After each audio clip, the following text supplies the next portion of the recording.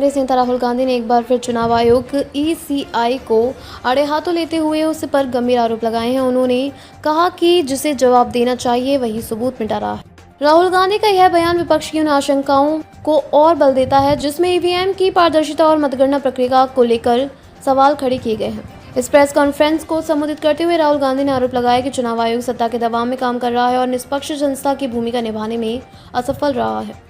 उनका कहना था कि ईवीएम से जुड़े डेटा को संरक्षित करने के बजाय उसे मिटाया जा रहा है, जिससे यह अंदेशा पैदा होता है कि कहीं मतदाता की मंशा को बदलने की कोशिश तो नहीं हुई। उन्होंने कहा, देश के इतिहास में शायद पहली बार ऐसा हो रहा है कि चुनाव के बाद जनता नहीं बल्कि विपक्ष को ही सबूत जुटाने पड़ रहे हैं और जिनसे जवाब मांगा जाना चाहिए वही लोग सबूत खत्म कर रहे हैं और यह लोकतंत्र नहीं तमाशा है। राहुल गांधी का यह बयान उस समय आया जब विपक्षी दलों ने हाल ही में चुनाव आयोग को एक ज्ञापन सौंपकर मांग की थी कि ईवीएम मशीनों की सीलिंग, डेटा प्रिजर्वेशन और वीवीपैट स्लिप्स की गिनती के रिकॉर्ड को सार्वजनिक किया जाए। इस मुद्दे पर सुप्रीम कोर्ट में भी याचिकाएं दाखिल की जा चुकी हैं। कांग्रेस ने यह भी दावा किया है कि कई निर्वाचन क्षेत्रों में वीवीपैट पर्चियों और ईवीएम काउंट के बीच अंतर पाया गया है। हालांकि चुनाव आयोग ने बार बार इन आरोपों को खारिज करते हुए कहा कि चुनाव प्रक्रिया पूरी तरह पारदर्शी और सुरक्षित रही है।